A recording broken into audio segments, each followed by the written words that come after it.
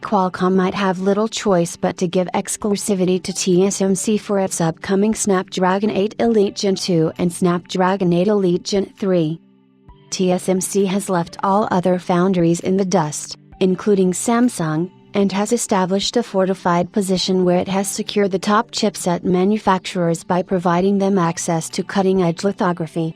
It appears that for the next 2 generations, Qualcomm might have little choice but to place orders exclusively with the Taiwanese semiconductor giant for its Snapdragon 8 Elite Gen 2 and Snapdragon 8 Elite Gen 3 too.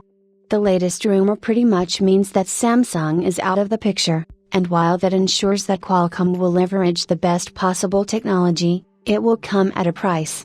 Snapdragon 8 Elite Gen 2 will not switch to 2 nanometers next year, as Qualcomm will transition to TSMC's next generation node for the Snapdragon 8 Elite Gen 3. The Tipster Digital Chat Station has reiterated on Weibo that for 2025 and 2026, when Qualcomm unveils the Snapdragon 8 Elite Gen 2 and Snapdragon 8 Elite Gen 3, respectively, the San Diego firm will take advantage of TSMC's manufacturing processes.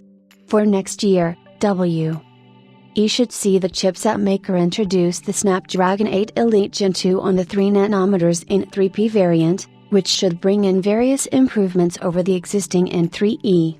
The only problem is that sticking with one supplier will shoot up the price of the wafers. Recently, we reported that the Snapdragon 8 Elite Gen 2 launching late next year will be even more expensive than the Snapdragon 8 Elite, and though an estimated figure was not mentioned, these are the pitfalls when you rely on one company that actually happens to deliver a cutting-edge architecture. The only other option for Qualcomm is to ally itself with Samsung to reduce its chipset costs.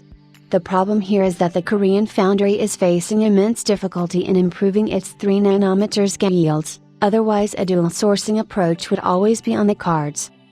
As for the Snapdragon 8 Elite Gen 3, the tipster says that it will likely be the first time that Qualcomm will switch to TSMC's 2 nanometers process, assuming the company has a stable yield count.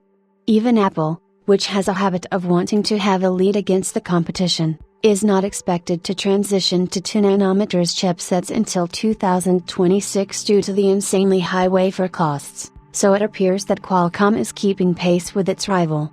Bear in mind that Digital Chat Station does not have the best track record out there, so it is best to treat this rumor with a pinch of salt until we have more concrete evidence.